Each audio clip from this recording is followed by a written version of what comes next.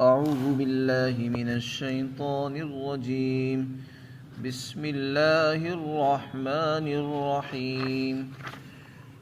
فلولا كانت قرية آمنت فنفعها إيمانها إلا قوم يونس لما آمنوا كشفنا عنهم عذاب الخزي في الحياة الدنيا ومتعناهم إلى حين۔ اور کوئی بستی ایسی کیوں نہ ہوئی جو ایمان لے آتی اور ان کا ایمان ان کو نفع دیتا سوائے حضرت یونس علیہ السلام کی قوم کے، کہ جب وہ ایمان لے آئے تو ہم نے دنیا کی زندگی میں رسوائی کا عذاب ان سے ہٹا لیا اور ان کو ایک وقت تک کے لیے فائدہ اٹھانے کا موقع دیا۔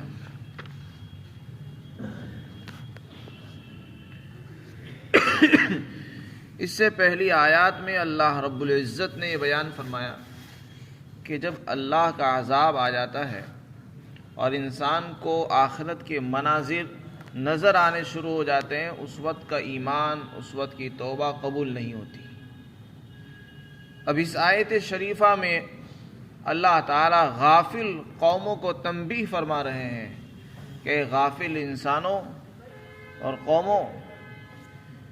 اب بھی سنبھل جاؤ اور ہوش کے ناخن لو اور اپنی حرکتوں سے اور غفلت سے باز آ جاؤ، اللہ کو اپنا رب تسلیم کر لو اس وقت کے آنے سے پہلے کہ ایک وقت ایسا آنے والا ہے کہ اگر تم توبہ بھی کرو گے توبہ قبول نہیں ہوگی، ایمان لاؤ گے ایمان قبول نہیں ہوگا۔ لہذا یہ زندگی کا جو وقت ہے اس کو غنیمت سمجھو اور ان کی زندگی کے لمحات کو ضائع مت کرو، اس میں فوراً توبہ کر لو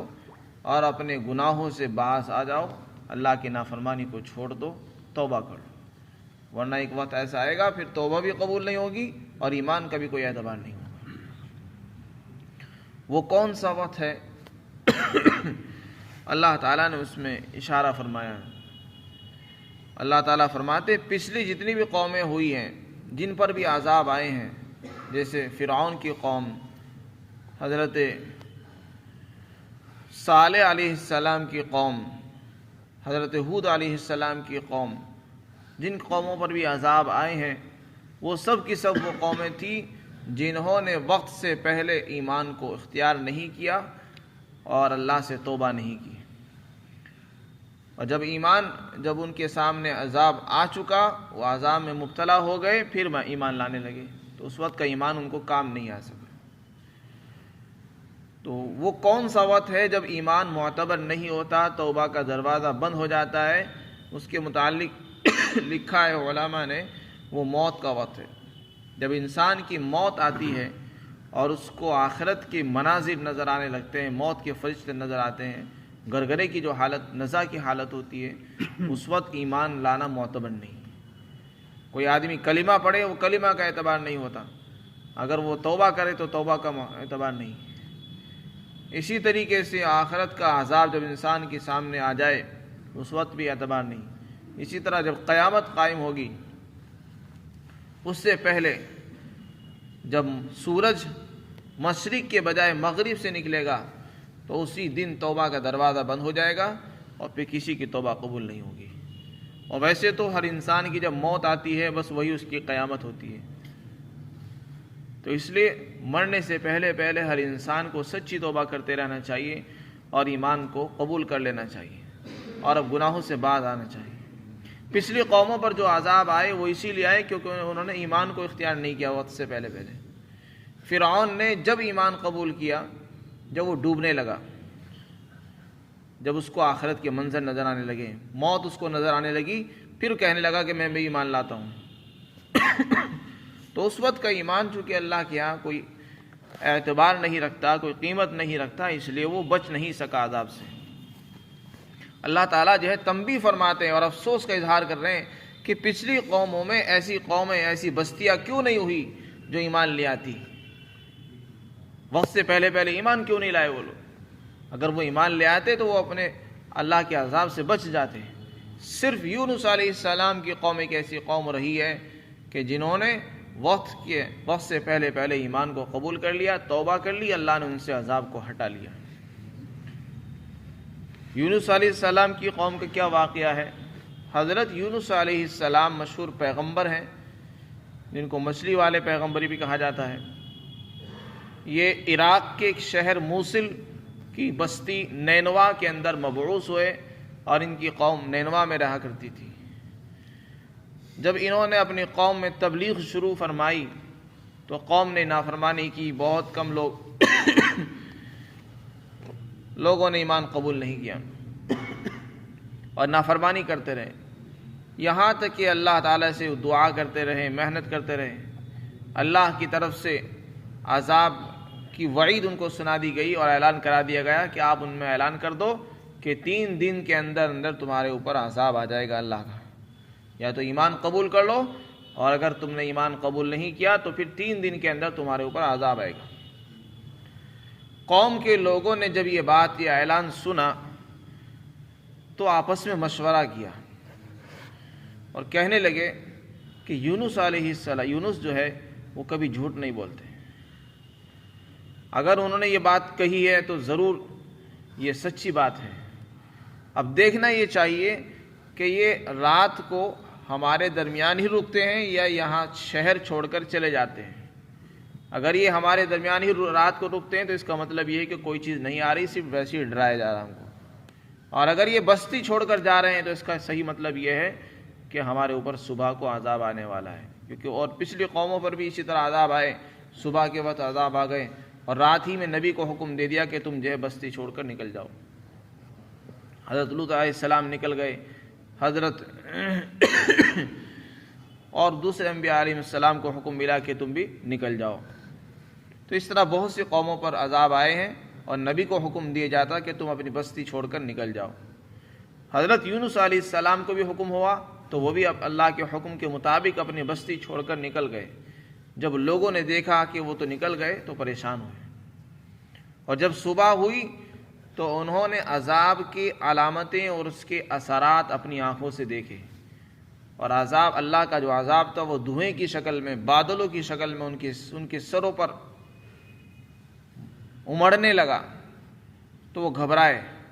کہ اب تو ہم عذاب میں ہلاک ہو جائیں گے۔ حضرت یونس علیہ السلام کو تلاش کرنے لگے۔ یونس علیہ السلام تو وہاں تھے ہی نہیں، وہ تو بستی چھوڑ کر جا چکے تھے، اس لیے جب انہوں نے نہیں پایا تو پھر سب نے مل کر توبہ کی، اور سب بستی کے جتنے بھی مرد تھے، عورتیں، بچے، جانور، سب کو لے کر میدان میں نکل گئے اور ٹاٹ کے کپڑے پہن لیے اور انتہائی عاجزی کے ساتھ، گریہ وزاری کے ساتھ توبہ کی، یہاں تک کہ میدان ان کی آہ و بکا سے گونج اٹھا اور اللہ سے سچی توبہ کی۔ عذاب اس وقت تک ان کو نہیں پہنچا تھا، تو اللہ نے ان کی توبہ قبول فرمائی اور عذاب کو ہٹا لیا۔ اس آیت شریفہ میں اسی عذاب کے ہٹانے کا ذکر ہے۔ تو حضرت یونس علیہ السلام جب بستی سے باہر چلے گئے تھے اور عذاب ہٹ گیا اور ان کو اطلاع ہوئی کہ عذاب سے تو وہ قوم ہلاک نہیں ہوئی، تو حضرت یونس علیہ السلام کو طبعی طور پر خوف لاحق ہوا کہ ہماری قوم کے اندر عذاب نہیں آیا، اگر میں واپس اپنی بستی میں جاؤں گا تو قوم کے لوگ مجھے جھوٹا بتائیں گے کہ دیکھو یہ جھوٹا آدمی ہے، ہمارے سے جھوٹا وعدہ کیا تھا عذاب کا اور عذاب آیا نہیں۔ اور ان کی قوم کا قانون، یہ دستور یہ تھا کہ اگر کوئی آدمی کسی کا جھوٹ پکڑا جاتا تو اس کو قتل کر دیا کرتے تھے۔ تو حضرت یونس علیہ السلام اس فطری خوف کی وجہ سے کہ کہیں قتل نہ ہونا پڑ جائے اور قوم کے لوگ مجھے جھوٹا نہ کہہ دیں، انہوں نے اپنی بستی میں جانا مناسب نہیں سمجھا اور آگے ہی روانہ ہوئے، وہاں سے ہجرت کرنے کو اپنے لیے بہتر سمجھا اور اللہ کے حکم کا انتظار نہیں کیا۔ اس میں ویسے تو ان سے غلطی نہیں ہوئی، لیکن انبیاء علیہم السلام کی سنت یہ رہی ہے کہ وہ کوئی کام اللہ کی مرضی کے بغیر نہیں کرتے، یہاں تک کہ اگر ان کو ہجرت بھی کرنی ہوتی ہے، اپنے وطن کو بھی چھوڑنا ہوتا ہے، اس میں بھی اللہ کے حکم کا انتظار کرتے ہیں۔ اللہ کے نبی صلی اللہ علیہ وسلم نے صحابہ کو حکم دیا کہ تم ہجرت کرو، لیکن خود ہجرت نہیں فرمائی تھی۔ آخر میں جب آپ کو حکم ملا تو آپ نے پھر ہجرت فرمائی، حضرت ابوبکر صدیق رضی اللہ عنہ کے ساتھ۔ حضرت یونس علیہ السلام سے یہاں پر پیغمبرانہ شان کے جو خلاف جو بات سامنے آئی بس وہ اتنی کہ انہوں نے اللہ کے اجازت کے بغیر آگے سفر شروع کر دیا، اور پھر سمندر پر پہنچے، وہاں لوگ کشتی میں سوار ہو رہے تھے، تو انہوں نے ان کو بھی پہچانا اور کشتی میں بٹھا لیا۔ کشتی آگے چلی تو بیچ میں جا کر رک گئی، نہ آگے چلتی ہے نہ پیچھے ہٹتی ہے۔ تو ملاحوں نے کہا کہ ہماری کشتی کا یہ دستور ہے کہ جب اس میں کوئی بھگوڑا غلام، کوئی نافرمان آدمی آ جاتا ہے تو یہ آگے نہیں بڑھتی نہ پیچھے ہٹتی ہے۔ تو اس لیے جو بھی آدمی اپنے آقا سے ناراض ہو کر، اپنے آقا کو چھوڑ کر بھاگ کر آیا ہے، وہ خود ہی اپنے آپ کو ظاہر فرما دے تاکہ سارے لوگ اس کی وجہ سے مصیبت میں مبتلا نہ ہو جائیں۔ حضرت یونس علیہ السلام نے اپنے نام کا اظہار کیا کہ میں ہی اپنے آقا کا غلام ہوں جو بھاگ کر آیا ہوں، مقصد یہ تھا کہ میں بغیر اجازت کے آ گیا ہوں۔ لیکن انہوں نے پھر بھی یقین نہیں کیا، انہوں نے قرآن اندازی کی، ایک مرتبہ قرآن اندازی کی، اس میں انہی کا نام نکلا، حضرت یونس علیہ السلام کا، پھر دوبارہ کی، تیسری مرتبہ کی، تو تینوں مرتبہ حضرت یونس علیہ السلام کا ہی نام نکلا، اور پھر آپ نے فرمایا کہ مجھے سمندر میں ڈال دو۔ اللہ کی طرف سے یہ انتظام کہ ادھر تو کشتی ان کو سمندر میں ڈالنے کا فیصلہ ہو گیا، اور دوسری طرف اللہ نے مچھلی کو حکم دے دیا کہ یونس کا بدن تیری غذا نہیں ہوگی بلکہ وہ ایک مسکن ہوگا ان کے لیے، اور تجھے اس کی حفاظت کرنی ہے۔ چنانچہ جیسے ہی ان کو سمندر میں ڈالا گیا تو مچھلی نے فوراً ان کو نگل لیا، اور وہ مچھلی کے پیٹ کے اندر رہے۔ حضرت ابن عباس، حضرت ابن مسعود رضی اللہ تعالیٰ عنہ کا بیان ہے کہ 40 دن تک وہ مچھلی کے پیٹ میں رہے۔ بعض روایتوں میں اور مختلف روایات ہیں، مختلف اقوال بھی ہیں۔ غرض یہ کہ مچھلی کے پیٹ میں رہنے کی وجہ سے، اس کی گرمی کی وجہ سے ان کے بدن پر کوئی بال نہیں رہا، اور وہاں پر ان کا وظیفہ جو تھا وہ تھا لا الہ الا انت سبحانک انی کنت من الظالمین۔ یہ آیت کریمہ حضرت یونس علیہ السلام مستقل مچھلی کے پیٹ میں بھی پڑھتے تھے۔ یہ ایک استغفار ہے، یہ اپنی عاجزی کا، اپنے قصور کا اعتراف ہے اس میں، اور اللہ سے سچی توبہ کا ایک وظیفہ ہے۔ لا الہ الا انت، اے پروردگار تیرے سوا کوئی معبود نہیں ہے، آپ پاک ہیں، میں ہی ظالم ہوں، انی کنت من الظالمین، میں ہی ظالم لوگوں میں سے ہوں۔ تو اللہ تعالیٰ نے ان کی توبہ قبول فرمائی، اور پھر ان کو سمندر سے نکال کر دریا سے باہر نکال دیا، اور چونکہ بدن بالکل پیلا ہو چکا تھا تو اس لیے ان کو سائے کی ضرورت تھی، راحت کی ضرورت تھی۔ اللہ نے وہاں پر کوئی لوکی کی، کدو کی بیل اگا دی جو ان کے لیے راحت کا سامان بن گئی، اور اللہ نے جو ہے بکری کو بھی اشارہ فرما دیا، وہ بکری آتی صبح شام، اور حضرت یونس علیہ السلام اس کا دودھ پیا کرتے تھے۔ تو حضرت یونس علیہ السلام جو آگے نکلے ہیں وہ اللہ کے حکم کے بغیر ہوا۔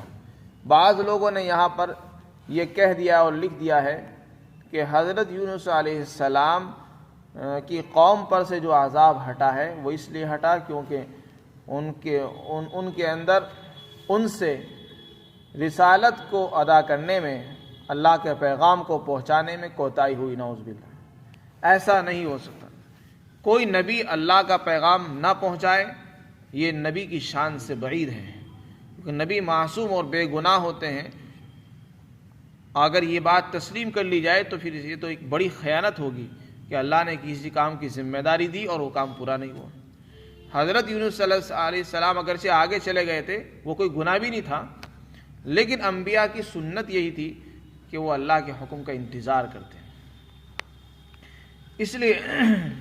آگے چل کر ان کو مچھلی کا شکار ہونا پڑا۔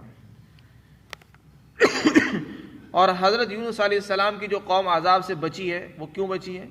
جبکہ فرعون نہیں بچ سکا، جبکہ وہ ایمان بھی لے آیا تھا۔ تو اس کا جواب یہ ہے کہ جب اللہ کا عذاب